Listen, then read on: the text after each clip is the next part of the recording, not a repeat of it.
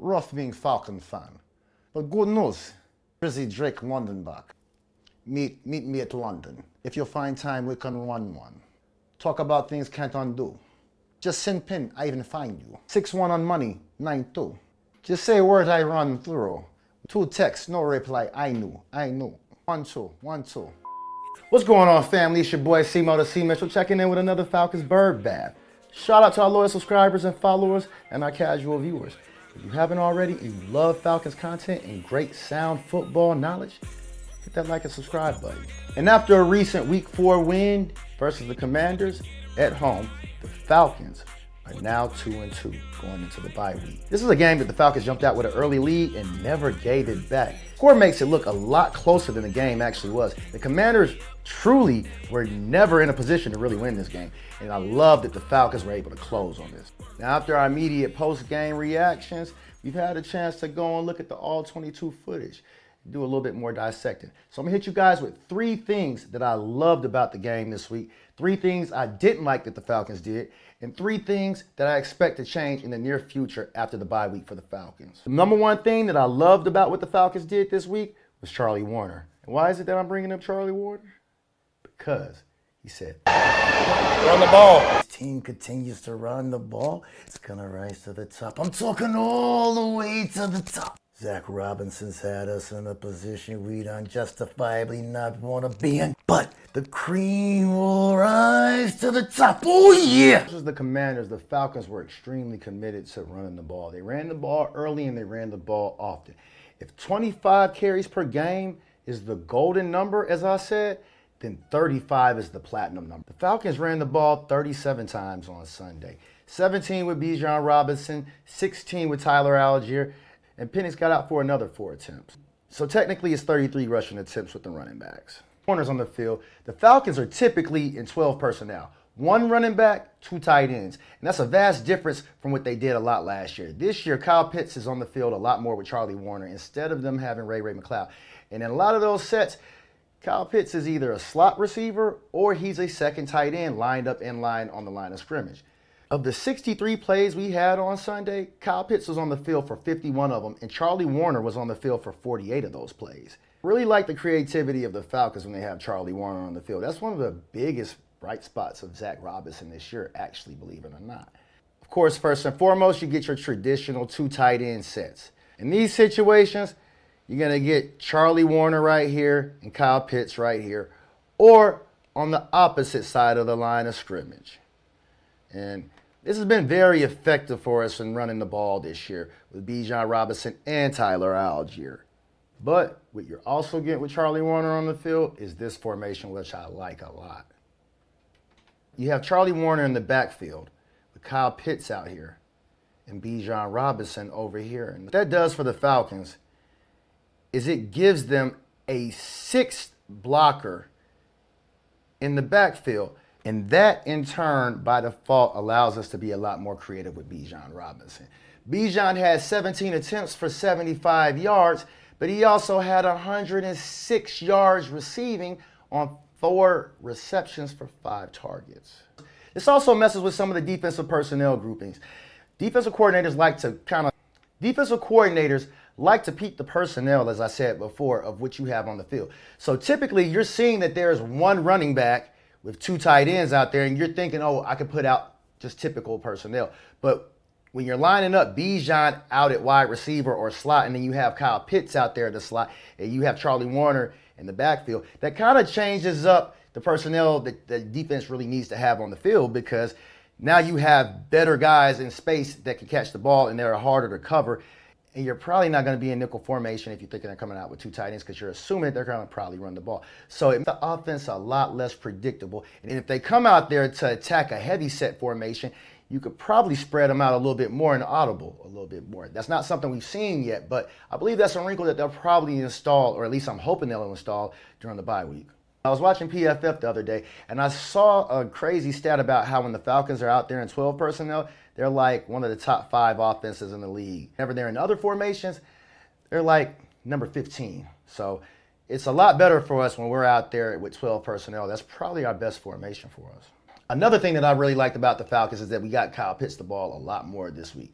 We've been getting Kyle Pitts the ball a lot more this year just in general. This game gave Kyle Pitts his most productive game of the season so far. Week 1, he had 59 yards, but this game is 70, and I expect to see a lot more of that in the near future. As of right now, Kyle Pitts is averaging 50 yards per game, which is good for 850 yards on the season. So I do expect this to continue, and I expect this production to increase even more as the team continues to gel as the season goes on. Right now in the season, the Falcons are the number 2 ranked defense in terms of yards per game. In terms of points per game, the Falcons are the 14th ranked defense, giving up 21.5 points per game. Now, I saw a few analysts say that the Falcons were fool's gold as far as being the number 2 ranked defense, and that was last week. But when you look at it, the Falcons have played some quarterbacks who aren't necessarily the cream of the crop, but they also played Baker Mayfield, and they kept him under 200 yards. And according to all the analysts in the league and all these experts, Baker Mayfield is a top 10 quarterback. Now, I don't see him as a top 10 quarterback, but they do. And even though I don't see him as a top 10 quarterback, I still see him as one of the better quarterbacks in the league, maybe a top 12, 13 quarterback, if you will. He could easily be top 10, but the point is the Falcons have not just held the subpar quarterbacks in check, they held Baker and Mayfield in check as well, too. Cliff Kingsbury actually has Marcus Mariota playing pretty good ball right now in the absence of Bryce Young. So I don't think this is something that you can look at and say, oh, yeah, they just played a backup quarterback. They just played a bad team. This Washington team actually had some really nice pieces out there, and they were really good running the ball against us. And we've not been bad against the run this year. The thing I'm really loving with this defense is Jaylen Walker. I've been giving a lot of love to James Pearce Jr., but Jaylen Walker has been playing pretty good out there. In this last game, I think he graded like in the 80s, in the high 80s or maybe a low 90 or something like that. He didn't have a sack this game, and he didn't have a whole lot of tackles, but he did have one stuff, and he made some plays that didn't necessarily show up on the stat sheet. But one thing I want to show you is how good Jaylen Walker's been against the run. If you look at this play right here, they got Jaylen Walker out here on the edge. We got a 5-man front. And this is a short yardage situation, and it goes for no gain. That's not something we were always able to do before we had Jaylen Walker. We normally would have to, trade off a good run defender for a good edge defender on the pass. And Jaylen Walker is a lot better than anybody we had against the run last year on the edge. And he's better than our other guys that we had last year on the edge as pass rushers, including Arnold Ebiketie, in my humble opinion. There's another play where Marcus Mariota broke the pocket on a passing play, and Jaylen Walker drew a holding call on the offense. I expect Jaylen Walker to continue with his growth and his progression and potentially do a lot more in the stat sheet as well. Now, the Falcons have had a lot of great players out there this year on the defense and additions that have helped out the team, as well as some of our younger players. We've got Leonard Floyd, who's been great for us as a free agent signing. We've got Divine Diablo, who's been out there and helped out what we could do with Caden Ellis. We've got Billy Bowman and Xavier Watts, who've been huge and phenomenal for us. Xavier Watts has 2 interceptions on the year. Billy Bowman has 1. But one place I really want to bring our attention to is our pass rush with some of our other interior guys. Rukaroro's been great, but specifically, Zack has been playing lights out as well as Brandon Dorless. Those 2 guys in tandem have wreaked a lot of havoc on offenses so far. If you look at this play right here, they've got Brandon Dorless out here kind of on the edge, and they've got Zack Harrison over here as well too. And you're going to have Leonard Floyd out here off the screen on the other side of the screen. Everybody on this play actually collapses the pocket and gets a great push. But Brandon Dorless, he's the one that makes this play, even though Zack shows up with the sack. He pushes his guy back into the quarterback, and Zack Harrison's able to step up and make the play right here. The get off of Leonard Floyd over here in the corner of your screen forces this guard, for some odd reason, to try to go help on him. Leave Zack Harrison right here open with a path. And in years past, we didn't have a guy who was also pushing the pocket last year in the middle and collapsing it from this other side. So Mariota would have been able to slip out this side over here previously or step up right here. I'm really, really loving the aggressive nature that Nate Ollie has these guys out here playing with. And I'm loving what Ulbrich is bringing to the table with the various formations and giving a lot more variety. They're rushing Jaylen Walker as a defensive tackle sometimes. They're coming out here, like I said in the preseason, with 5 linebackers at one time, playing those guys in different alignments. And it's allowing us to get off the ball a lot more. There's times where we're bringing simulated pressure, or we're showing that we're bringing 5 and we're bringing 4. We have a nice rotation with this whole defensive front that I love. We didn't have that before. And I think that we're going to cause a lot of havoc for people as we go on the rest of the season. I don't think that we're a fake top 5 defense. I don't think we're a fake top 10 defense. Now, as for things I didn't like, although I said I liked that Zack Robinson ran the ball a little bit more, he left a little bit to be desired with some of his play calling again this week. For the most part, he called a pretty decent game, but there's a few things that I didn't like that he did, and he got a little too cute with Ray McCloud on multiple occasions. One play we had with Ray McCloud is this weird screen that we did, and I don't know why we continue to do this with Ray McCloud, but they're never fooling anybody, and it usually doesn't get good yardage. Honestly, I think that they could do that play with a lot better receiver, like maybe Bijan Robinson, or maybe even running that to Darnell Mooney. I don't like Ray McCloud in that type of situation. He's got good speed and short area quickness, but he just isn't a special type of player like that you have to draw up those type of plays for. There's also this weird shovel pass that they ran with Ray McCloud also that looks like an end around reverse play, but it actually counts as a pass for the offense. And they're not fooling anybody with that play. It gets snuffed out right away. And the defense is sitting all on top of that, and they got push on us. These type of plays, I don't think the Falcons need to run continuously, but if they do, they need to run some other type of action off of this play, where maybe they fake this and have a weird short route or a short pass off of this. Maybe bring Drake London across the middle on that play. Take the reverse end around shovel pass. Maybe bring Drake London right here into this little area when they're thinking that it's a run. These are the type of plays that have the potential to get us in trouble as we go down the season playing against better teams. Can't afford to take those type of losses when you're playing against a team like Buffalo, who we're going to play against coming out of the bye week, or San Francisco if they start to get things on track and become better. We've got some other people on our schedule that we also need to be concerned about as well, too. So I'd like to see Zack Robinson just not try to get too cute, thinking that the defense ain't never going to see it coming. They see it coming all the time, Zack. Got to change it up, man. That's why you get paid the big bucks.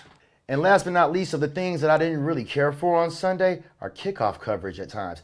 I didn't like how we were getting downfield on our kickoff team coverage, but I think that's something that we're going to be able to shore up and fix pretty soon. So far this year, we've been pretty good on our special teams, so I don't expect that to be a continuous trend. I'm not exactly sure why that was a little bit of a problem, but we had a few kicks that Christian McCaffrey's youngest brother, was able to break on us a little bit. So we'll see how they shore that up. I think they're going to have a long talk with that special teams unit and give a lot more care and attention to that part of our game. A close second for that is Michael Penix's throwing motion in this game. But that's something that I actually think that I expect to see improving as we move forward. Michael Penix, this game, I think he was, 20 of 26? It's not bad at all. That's a vast improvement from what he had last week. He still had a few mechanical issues this week, but not nearly as much as he did have in the past.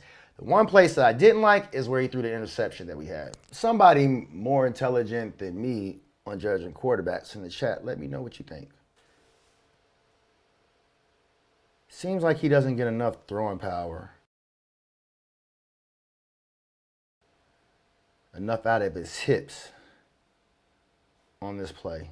And now, believe it or not, this is actually a little bit tougher of a throw to make. Another thing that I expect to improve as the season goes on is the play of our young secondary. Right now, there's a few plays at times that, they're kind of catching our secondary off guard with the young players. As great as Billy Bowman and Xavier Watts have been so far, and they're playing at a phenomenal level, especially considering that they're rookies, there's a few times that they're able to kind of sow a little bit of confusion.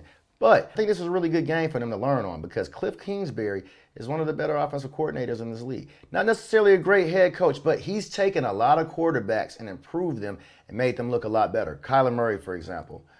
And he's a really tough coordinator to defend against. Dan Quinn is notorious for going and picking guys that he thinks are hard to coach against as a defensive coordinator. So this is something I expect our rookies to get a lot better with. Our rookies are very cerebral. Last but not least, the defensive pass rush has been much improved over the first few games. But we've been hurting a little bit in the last couple games, missing A.J. Terrell, giving up some of the bigger plays that we wouldn't necessarily want to be able to give up as much. Even though we're the #2 passing defense in the league and the #2 total defense in the league, Offer's been a bit of a liability in pass coverage. Now, he's filled in pretty good as a backup, and he's not been a total liability, but he's given us a few too many penalties in his pass coverage.